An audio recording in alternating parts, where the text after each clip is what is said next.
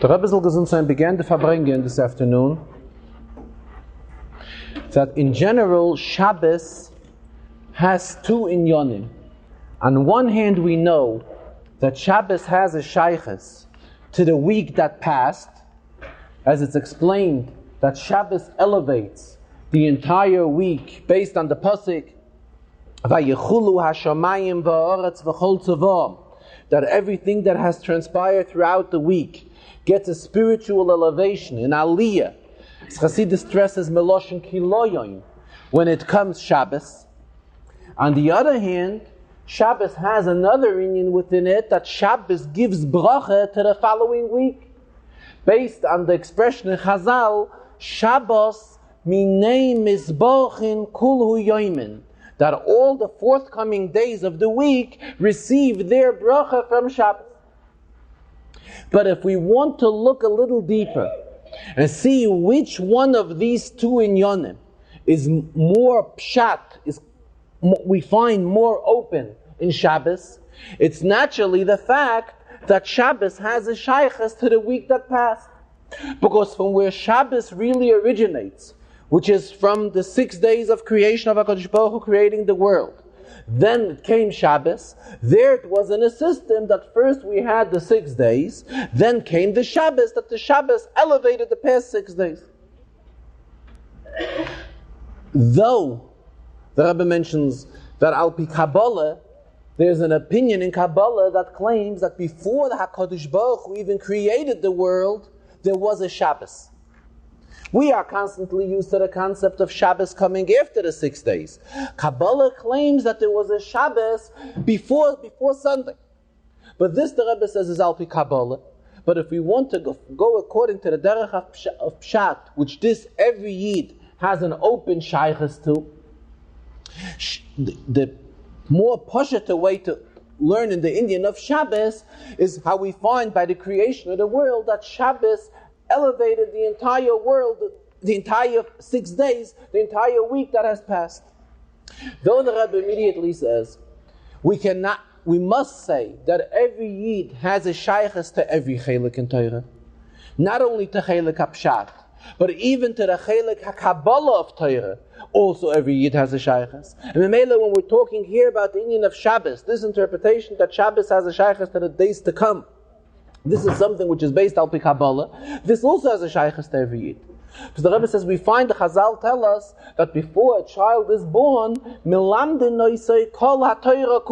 we teach the child the entire Torah. And if we say entire Torah, it means all parts of Torah, as well as the Chelik HaKabbalah of Torah, the Chelik HaSaid of Torah. And this is taught to every single child. Furthermore, the Rebbe says, when Chazal describe this concept of a child being taught the entire Torah before the child is born, Chazal used the expression Neir Doluk al Roishay. A candle is over the infant's head. In Memela, an Indian of candle, an Indian of Neir, the Rebbe says, this has a shaykhs to Pnimiyas HaTorah, to the Chelik HaKabbalah. Memela, so we find that every Yid has a shaykhs to Kabbalah. But on the other hand, the way the system is set up, when a child starts learning Torah, first he starts we teach him Chumash, then a child grows older, then we teach him Mishnah, and as he gets yet older, he gets familiar with Gemara and so forth, until at a much later age, that is when he gets familiar with Kabbalah. So this is the Ma'aser Rav, how it is done by everyone, when we go out, we look at people, how do people react? Kabbalah is something which comes in a later age. However, the Indian of Pshat HaTorah, this has a shaykhs to everyone from early childhood on. Getting back to our Indian. So this Inyan in Shabbos, that Shabbos has a shaykhs to the week that has passed and elevates the entire week, this is the most simple approach in Shabbos.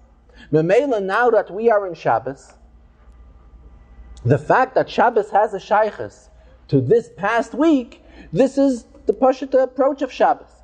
Memela, the Rebbe says, this is an opportune time to fill in and discuss in Yanim regarding Chaf Av, which was spoken in the Wednesday night Farbrengen, which he will explain a little more in today's Farbrengen, though he immediately says, in Torah, it is never shaykhs to discuss an inyan in its completeness, because Torah, as the pasuk says, Arucha me'eretz mida urechava mini yom. Torah is endless. However, at the same time, as much as it's possible in the realm of explaining an inyan, there is an inyan which he discussed Wednesday in the Farbrengen, however, did not explain it fully, and therefore he will talk about it today again. And that is regarding the date of Chof Av. The date of Chof Av, besides it being the Yortzeit of the Rebbe's father, Hagoyen HaMekubel Reb Levi Yitzchak Zchayna Levracha, besides that, the date of Chof Av is 40 days before the creation of man. Adam HaRishon was created on Rosh Hashanah. As we say, Zeh HaYoim Tchilas Ma'asecha Zikaron LeYoim Rishon, that the world was created 25 days in Elul. Adam, being created on the 6th day of creation, comes out that he was created when on Rosh Hashanah. Chof Av is 40 days before Rosh Hashanah. Just like we find B'negei the creation of a child, Chazal tell us that 40 days before a child is born plays a major role regarding the child. Arboim yoim koidem yitziras avlad, the Gemara uses this expression. That's when it's proclaimed various things about the child. The same when we're talking about the creation of Adam HaRishon, which this is bechlal a major inyan in the Bria, which this turned into the inyan of Rosh Hashanah, which we have now. So comes Chof Av, which is 40 days before Rosh Hashanah. This is when we are supposed to begin preparing ourselves for Rosh Hashanah. Memela, all the preparations which we have for Rosh Hashanah, which is the entire Avodas HaTshuvah. When does all this begin? All this begins from Chof Av, from 20 days in the month of Av. And here the Rebbe says that it is brought in Svarim that there were certain groups in Eretz Yisrael that as of 20 days in the month of Av, they would begin reciting special piyutim, special tefillos, which had a shaychus to Rosh Hashanah. And though not everybody does that, they were doing in Yonim of Ataras Nadarim, which we do on Erev Rosh Hashanah, and other tefillos. Though it's not accepted by all to do these tefillos, however, the fact that there is a group of Yidden that do so, this in itself is an indication already that it has that this day has a shaychus already to Rosh Hashanah. Then the Rebbe said it's brought in the Maharil that if we correspond in letters which we write from Rish Chodesh Elul on, we are supposed to express a wish for Eksiva v'chasima toiva. So the Rebbe added on, it would be appropriate now not only to do it as of Rish Chodesh Elul, but even from Chof Av, or even yet earlier than that, from Tu B'Av, from 15 days in the month of Av. Because first of all, an expression of a good wish to a Yid is always a very good thing. So we don't have to be so careful and wait that only as of Rish Chodesh Elul, from then on we should win Shagut Yah. This could be done prior to that. Especially the Rebbe says, the Chazal tell us, Ein loch yoim she'ein meruba mechaveiroi.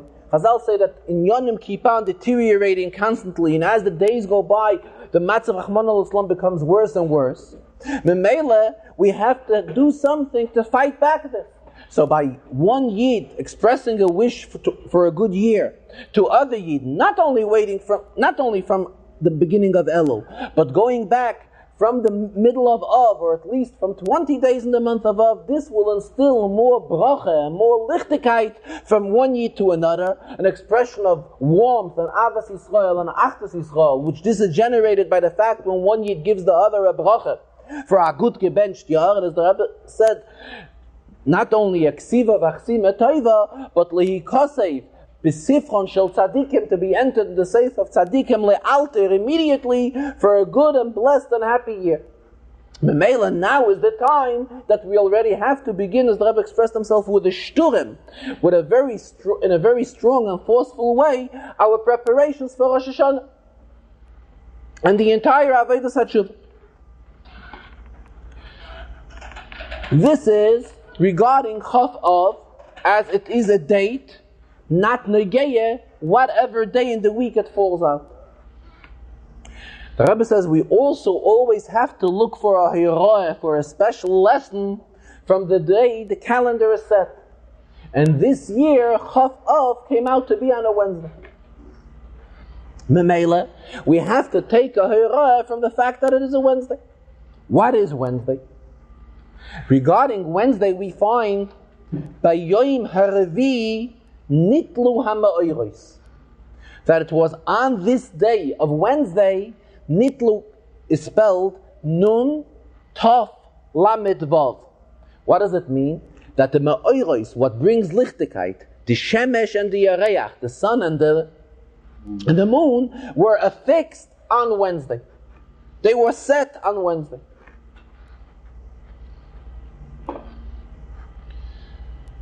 Regarding Wednesday, the Rebbe says we find a Mishnah. Mishnah tells us Psula Nisas L'Yom Haravi. The first Mishnah of Masechta Ksubis begins that in days of Talmud it was suggested to have weddings of a Psula on Wednesday night. So the Rebbe pointed out that the words Psula Nisas L'Yom Haravi are Rosh Teves Levana. We have the same lettering in Psula Nisas L'Yom Haravi. It's Beis Nun Lamed Hey. Levana is the same letters but turned around different. Lamed Beis Nun Hey. And the entire concept of a Levana, this is Yisrael Nimshelu Levana. Yidna compared to Levana, and Yisrael Moinin Levana. The Yiddish calendar is set up that we go according to the moon. Memela, the day of Wednesday is of special significance. Furthermore, we also have an expression of B'Yom Haravi Nitlu Hama'oros. Because when HaKadosh Baruch Hu created the world, there was dispute between the sun and the moon as it's related in Chazal. Then the Chazal also used the expression Nitlu Hama'oros. The Ma'oros were taken away. And here Nitlu is spelled Nun Tes Lamed Vav. In other words, it means that the Ma'oros were decreased. So actually, these are two contradictory concepts. On one hand, we are saying, B'Yom Haravi, Nitlu Hama'oros, Nitlu Tatov. It means that is when they were instituted. That is when they were set. So it's an inyan of Lichtigkeit. On the other hand, we say that B'Yom Haravi, Nitlu Hama'oros, they were decreased. And when we're talking about an inyan of Yortzeit, which this is what was this past Wednesday, Chaf Av, the Rebbe says both of these concepts correspond perfectly. First of all, it's B'Yom Haravi, Nitlu Hama'oros, the fact that the tzaddik was niftar on that day. So it was an inyan that the Lichtigkeit was taken away. On the other hand, what it's expressed in Svarim, that a day of a Yortzeit of a tzaddik is a special day when he takes care of his people and is Ma'ira Rachmim L'mayla and so forth. Memela, this is an inyan of Nitlu Hama'oros, Nitlu B'tov. So it brings Lichtigkeit. So here we have how both of these inyanim are combined.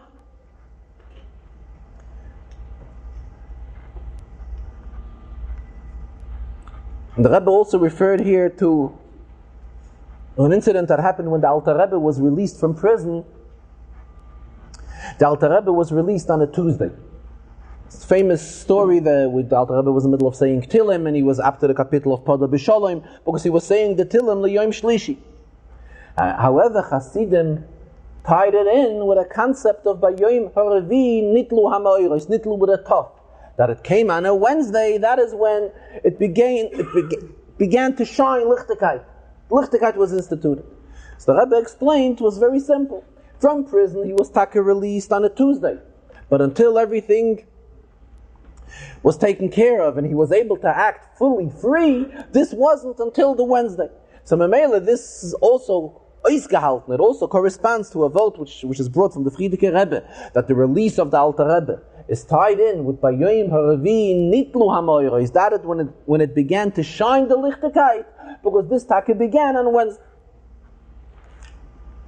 Memela, getting back to our inyan here, this is the whole inyan of Yortzeit. We have both of these inyanim combined.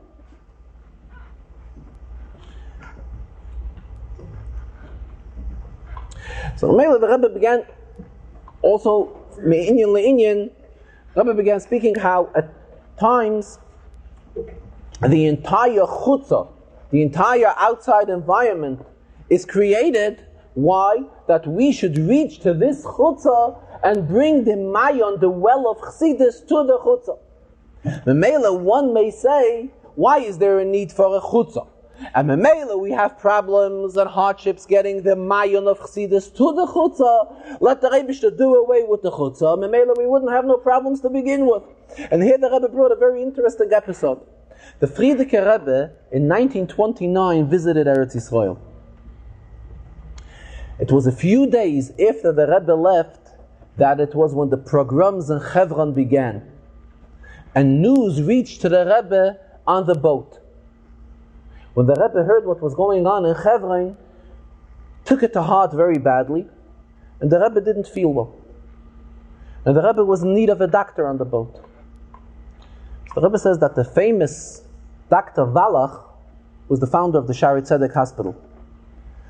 Was on the same boat together with the Frierdiker Rebbe, and he treated the Rebbe. The Rebbe says it seems like the Frierdiker Rebbe had some sort of a kidney problem then, and Dr. Wallach treated him. After he treated him and the Rebbe felt well, so Dr. Wallach told the Rebbe, everything is Hashgacha Pratis. So he's telling the Rebbe, now you're already feeling okay. So that means that according to Hashgacha Pratis, you have to feel good. So my being on the boat, he tells the Rebbe, this is what created your problem. Had I not been on the boat, you would have felt good to begin with. He says the Rebbeinu Shalom saw that I'm on the boat. Hashgacha Pratis realized that I'm on the boat. Memela, that led room for the doctor to cure the Rebbe. However, had he not been on the boat, the Rebbe would have been healthy to begin with. So this is like how conversation he had with the Rebbe, and the Rebbe says he did not hear what the Frierdiker Rebbe answered him, that he does not know. But this he heard Chassidim relating this conversation which went on between Dr. Wallach and the Rebbe. And Mela, the Rebbe says, B'negeya our Inyan, there are some that may want to use the same type of an approach. Why did the Rebbeinu Shalom have to create a chutzah? And with problems and obstacles. And our Inyan is to go out there and fix that up and correct that. HaKadosh Baruch Hu could have done away with it. Look at Tchilah, Memela, we wouldn't have no problems to begin with. So the Rebbe says, no, this is the whole Inyan of Dira B'Tachtonim. This is Taka what the Rebbeinu Shalom wants, that there should be a chutzah, an outside world. And our Inyan is to reach to that chutzah and take the mayon of Chasidus and bring it there and warm up the chutzah and bring the chutzah, see to it that the chutzah no longer remains outside and that becomes part of the warm Hasidic environment. The Rebbe continued that there is a Gemara regarding Abaye. Talking about Abaye, who was one of the most outstanding Amoraim. The Gemara says that when Abaye was missing kutach, which is a certain type of a dish, Abaye, it was hard for him to concentrate in learning. What do we see? We see from this, the Rebbe says, that when one is not at his usual setup, at his home setup, it is hard for him to concentrate and it is hard for him to function. What is he saying, this Benegeya? The Rebbe says he's saying this Benegeya, Oichim guests that come for Shabbos. Bechlal, and Oirach means that he leaves his home. Especially comes for Shabbos. Shabbos is an Inyan when everybody usually prefers being at home. And there's an Inyan of one having his own shulchan, his own mita, his own kisei, menorah, his whole entire setup at home. And here people overlook that. As the Gemara uses the expression that there's tiltula de gavra, tiltula de nashya, there's the wandering of male or the wandering of female. The Gemara discusses for whom is it harder to be away from home. But regardless, there's a concept of tiltula, whether we're talking about male or whether we're talking about female. Memela, those people that have wandered, have left their homes, in other words, and came here to the Farbrengen in order to be here with us at the Farbrengen and say L'chaim together and sing Chassidische Nigun together and listen to an Inyan together. The Rebbe says this is extremely appreciated and very praiseworthy. The Rebbe says specifically he's also referring to a group of guests that are here, French-speaking guests that are here from Montreal, who are French-speaking, and they should say L'chaim. And this, the Rebbe says, the Inyan of conquering, fighting against the Klippa of France, this is something which began yet in the days of the Alter Rebbe, when the Alter Rebbe had his problems with Napoleon. Therefore, the Rebbe says, let them say L'chaim and sing and nigen, the famous Haderes Ve'emunah nigen, which this is to the tune of a French tune, and sing it with the words of Haderes Ve'emunah until concluding with the words of Atila, Vatiferes, L'chaya Elamim, of praise and beauty to the Rebbeinu Shalom. As it's customary in the Farbrengens that the Rebbe learns in Inyan and Rashi, and in Inyan and Pirkei Avos, as well as in Inyan and Rambam.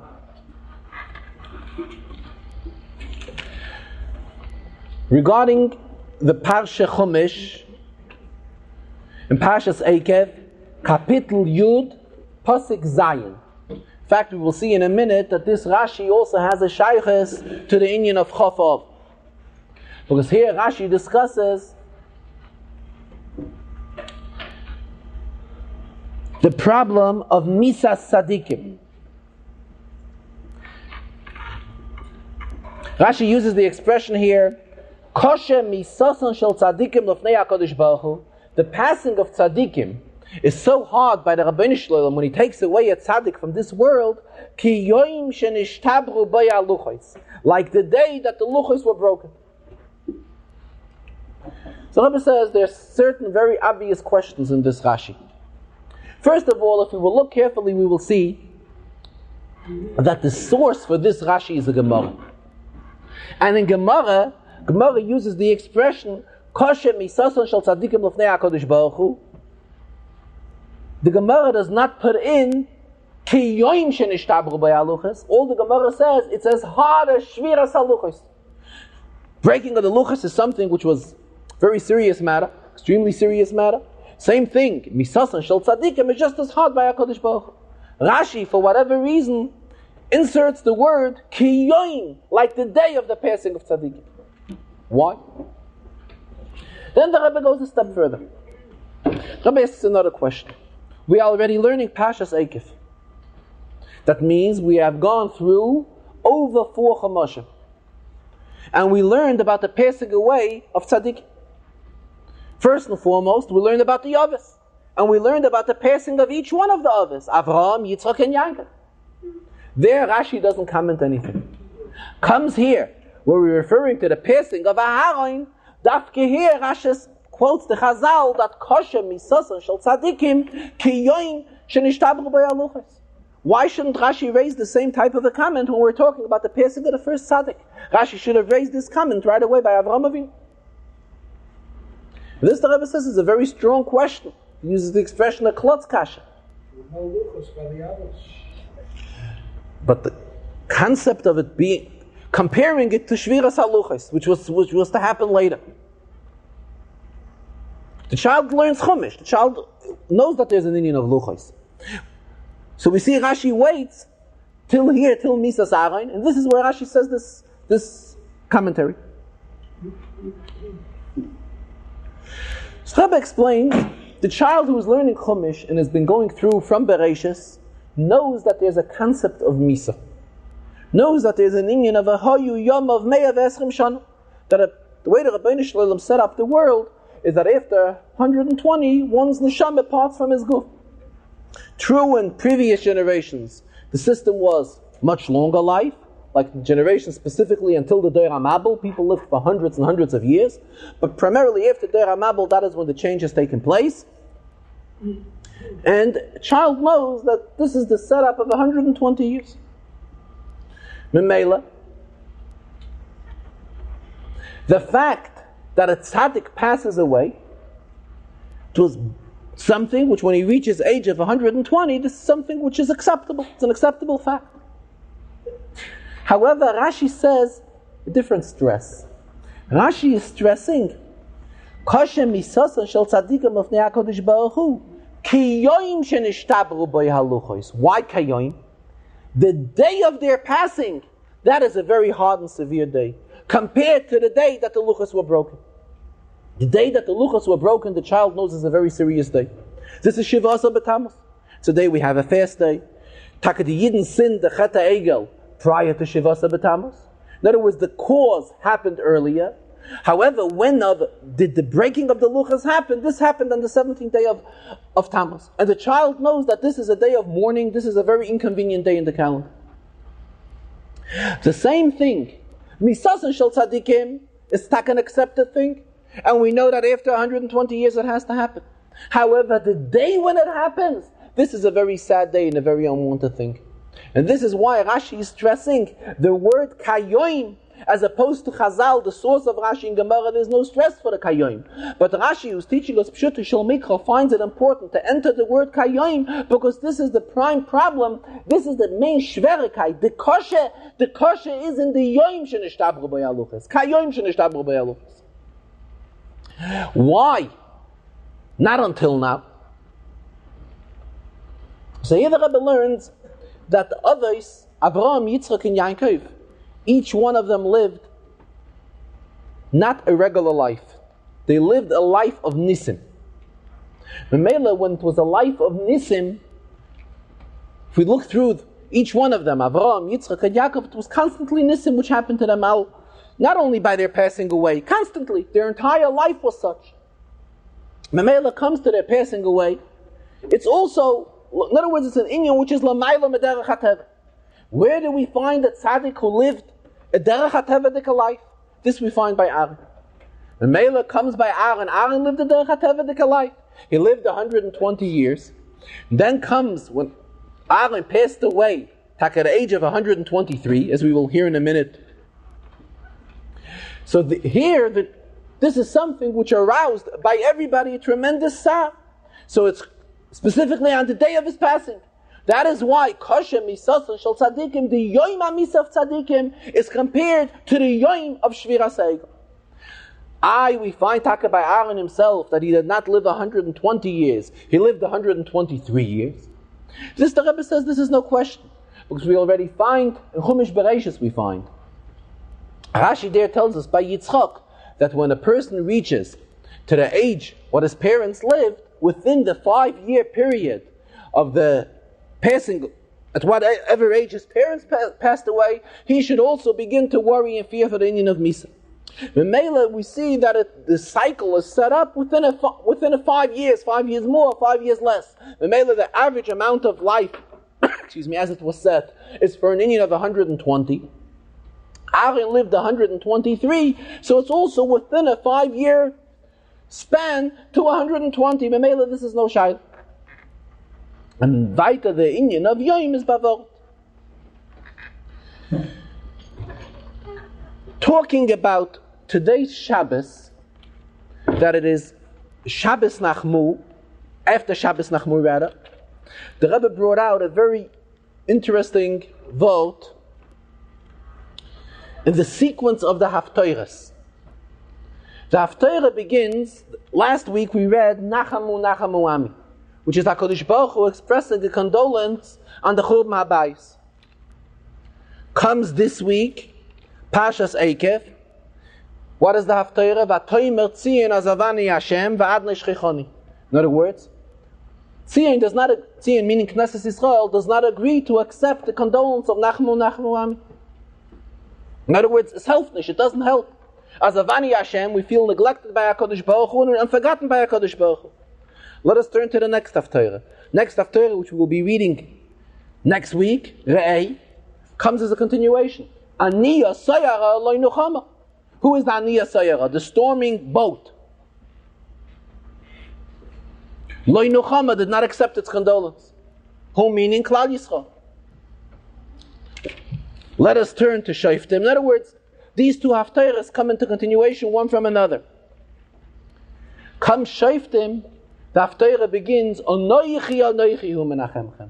In other words, the Rabbani Shalom agrees that the Yidden did not accept the condolence, and that is why the Nechama, which comes as a result of Yidden refusing to accept the Nechama from HaKadosh Baruch Hu, here we are getting a Nechama from a much higher source, from Onoichi Onoichi. Not Onoichi, we know is the highest definition of HaKadosh Baruch Hu, is the Shem of Onoichi. This is what he used by Aseres HaDibres. Especially Chassidus quotes always the Zohar, Anoichi, de lo yisramez, lo bishum ois, v'lo bishum koitz. In other words, higher than any type of revelation is the shame of Anoichi. And here we are achieving a nechama from HaKadosh Baruch Hu, which comes from the highest source possible. Anoichi, anoichi hu menachemchem. So we see how all of these haftarahs of the Shiva, the Nechemta, the 7 haftarahs which we read after Tisha B'Av, are all a continuation one with another. Now regarding Pirkei Avos. Pirkei Avos, it is the 4th parak today. And in the 4th parak there's a Mishnah. Hu haya aimer. He used to say. Who is the he? If we will look into the previous Mishnah, we will see that this is the Tana Rabbi Eikev. Parak Revi Mishnah Yud Zayin. Hu haya aimer. Yaf esha achas b'tshuva ma'asem tovim ba'olam hazeh mikol chaya olam haba. 1 hour of repentance and good deeds in this world is better than all the life of the world to come. Then he continues. 1 hour of satisfaction in the world to come is better, is no comparison to all of this world. So first of all, it's like we're talking about 2 separate inyanim in this Mishnah. So this the Rebbe learned continuation what he spoke this inyan Chaf of also. We find difference between Rabbi Akiva and Avraham Avinu. They were both ready for Mesiras Nefesh. However, Rabbi Akiva kept on stressing, Mosa Yadei Liyadi V'Akaimena. He was searching for Mesiras Nefesh. And what happened? A packet. He turned over his soul to the Rabbeinu Shalom in a way of Mesiras Nefesh. On Kiddush Hashem. This is the second half of the Mishnah. In other words, what he was striving for was for an inyan of Mesiras Nefesh, for the world to come, for Olam Haba, for the Koiras Ruach of Olam Haba. Avraham Avinu was also always ready for Mesiras Nefesh. Avraham Avinu, when it was needed, he was put into fire by Nimrod. But this wasn't what Avraham Avinu seeked for. This wasn't what he was looking for. Avraham Avinu's inyan was Vayikasham b'shem Hashem Keil Olam, as the pasuk says. His inyan was to publicize HaKadosh Baruch. It was Chassidus stresses Keil Olam, not Keil HaOlam, but that Rabbeinu Shalom and the world are totally united. The world is whose? It's the Rabbeinu Shalom. Keil Olam. And in the world we can find godliness. We can discover Getlachkeit in Olam. This was Avraham Avinu's inyan. If to fulfill this required Mesiras Nefesh, then Mesiras Nefesh was no obstacle. There was no interference in his way. But his inyan was Vayikasham b'shem Hashem Keil Olam. Memela hu hayayma. This derech is expressed. Yafish ha'achas b'tshuva ma'asem tovim b'olam hazeh mikol chayei olam haba. His inyan was tshuva ma'asem tovim b'olam hazeh. Do 1 good deed in this world, do another good deed. Chaparain as much as possible of good deeds in this world. Who is the one that says this? This is a quotation of Rabbi Yaakov. What shaykhs does this have to Rabbi Yaakov? Because as we look at the previous Mishnah, Rabbi Yaakov, so this comes in continuation to that. The Gemara in Chul tells us, Rabbi says, that Rabbi Yaakov was the one that claimed Schar mitzvah b'hai al meleke, that on this world HaKadosh Baruch Hu does not reward us for mitzvahs. All the reward which we will get from the Rabbeinu Shalom is in the world to come. Comes a continuation to a story which the Gemara tells there. Gemara tells us there that there was a father who told his son to fulfill the mitzvah of Shiluach HaKan. And the very end of the story was that this son was Rahman al killed. Please, I'll answer you later. So, Gemara asks, Shiluach HaKan is a mitzvah which the Torah promises a reward when we do not take away the bird from the nest from its mother. The Torah tells us, V'arachta yomim, you will live long if you will fulfill this mitzvah. For kibud aveim, we are also told the same, that it brings to arichas yomim. How come that a thing like that happened to this person? Therefore, Rabbi Eikev comes to the conclusion that all the schar, all the reward which HaKadosh Baruch Hu will give, He will give in the world to come. There's no reward in this world. Talking about this inyan, the Rebbe says, however, even according to the opinion of Rabbi Eikev, there are exceptions. For example, for the mitzvah of tzedakah, Gemara tells us, "Atah yesos nefesh ha'ani chayecha." Rabbi says, "You have brought life to the soul of the poor, and you were him mechayeh." Rabbi says, "Chayecha." So it's an expression of oath, an expression of shvur. That should you ever be in the same position, the Rabbeinu Shalom will not forget it. Hashem will not forget it and bring back and reward the one who contributed to tzedakah. So the Rebbe says when we're talking about one giving tzedakah, it applies even when he gives a small contribution. Especially the Rebbe says, the generation which we are living in now, people are so outstanding in the mitzvah of tzedakah that even the Rabbeinu Shalom, who is li ha-kesef, the li ha-zav, the Rabbeinu Shalom possesses all the wealth in the world, still it requires a tremendous amount of money that the Rabbeinu Shalom should reciprocate to the Yidden who are in the way Yidden are giving tzedakah now. Yidden are giving tzedakah nowadays, the Rebbe says, is such an outstanding, special way that there's a requirement for a tremendous amount of return which the Rabbeinu Shalom should give us back. The Rebbe says this applies even when we give a pruta, we give a cent, we give 5 cents. Any type of contribution which a Yid gives, he deserves, the Rabbeinu Shalom should give him back. Getting back to our inyan, however, the opinion of Rabbi Eikev is that when we're talking about the reward for mitzvahs in general, reward is something which is given in the world to come. Memela, this is Rabbi Eikev's thought. Yafe shah achas b'tshuva ma'asim tovim ba'olam hazeh mikol chaya olam haba. In other words, Rabbi Eikev is stressing the greatness of fulfilling mitzvahs. We are doing mitzvahs and we are excelling in mitzvahs, and this has more value. In other words, Rabbi Eikev is trying to bring out the inyan of doing mitzvahs lishma, for the sake of doing a mitzvah. And that is why the Rebbe says this inyan belongs in Pirkei Avos, because Pirkei Avos is milah de chasidusa. Its idea is to bring a person to more warmth, to more varmkeit, to fulfill a mitzvah. So we're telling him, 1 hour of tshuva of ma'asim tovim in olam hazeh has much more value, much more yafe mikol chaya olam haba. In other words, he's bringing a yid he's uplifting him. He's telling him, do the mitzvahs and fulfill the will of HaKadosh Baruch Hu, and don't even take in consideration the reward which HaKadosh Baruch Hu will give. Because the reward is something which will be in the world to come. This is something which has no shayachas to this world.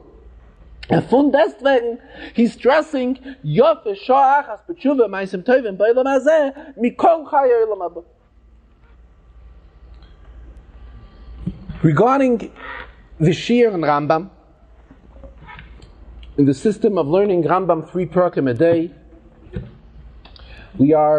today's Shir is in Hilchis Trumois.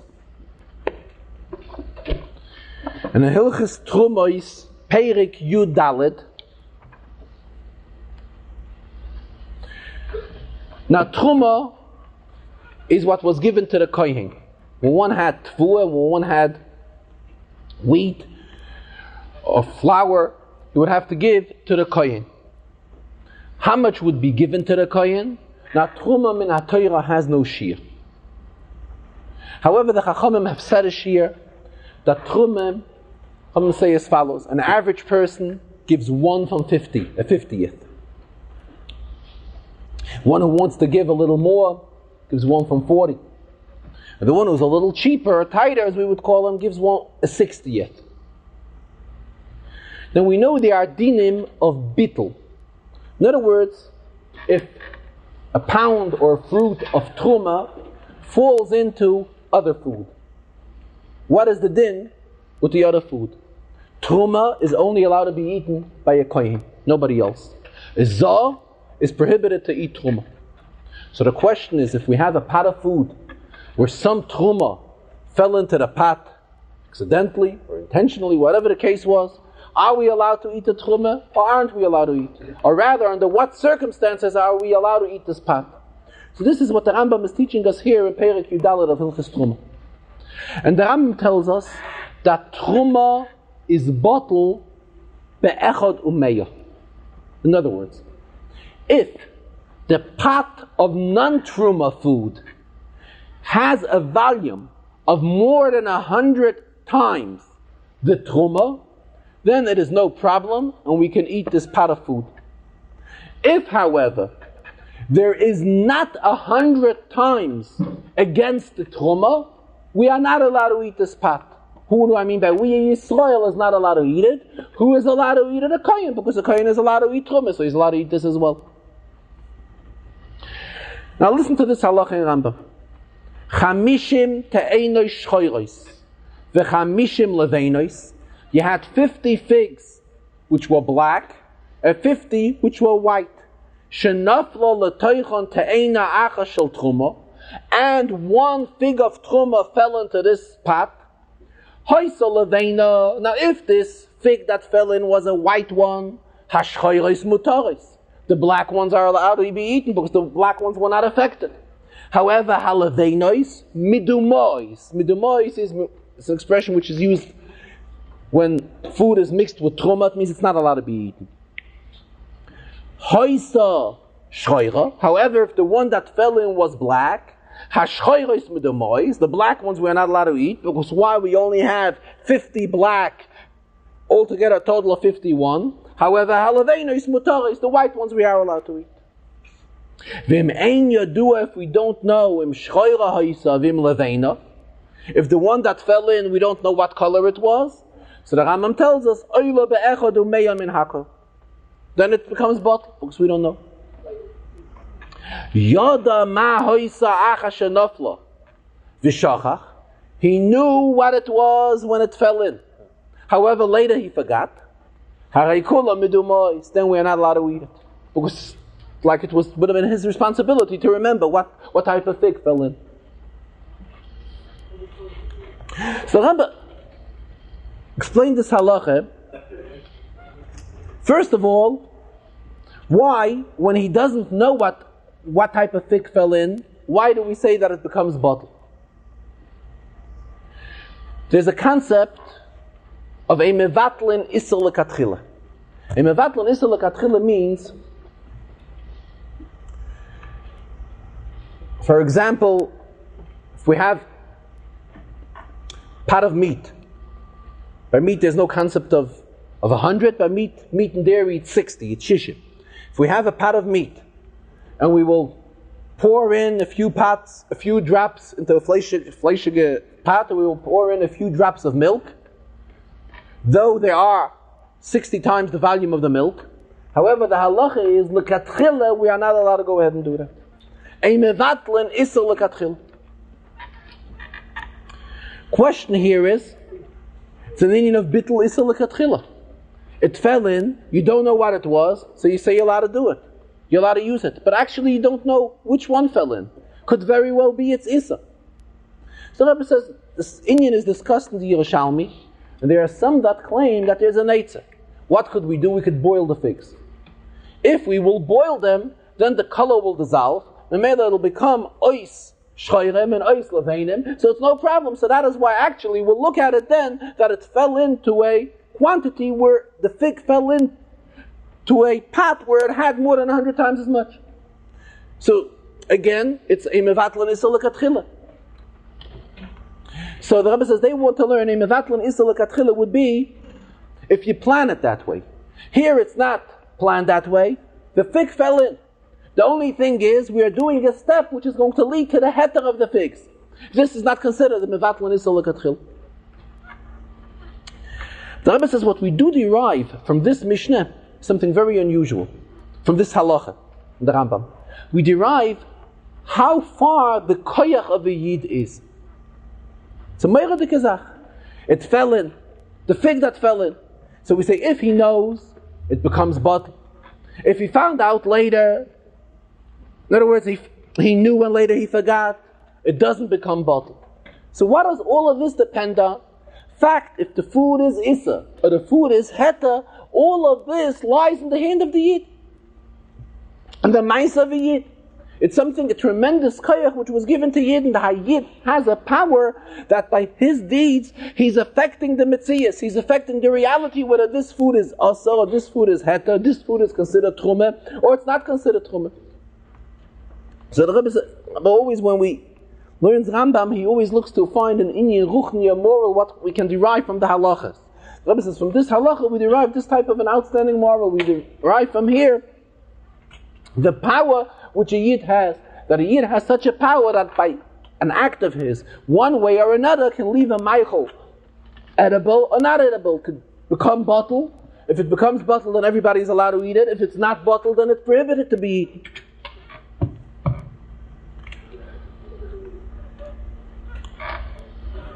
As far as getting into the halachic aspect of it, of Imavat Lanisa L'Katchila and so forth, this is where the Rebbe let it at and just touched these nekudas.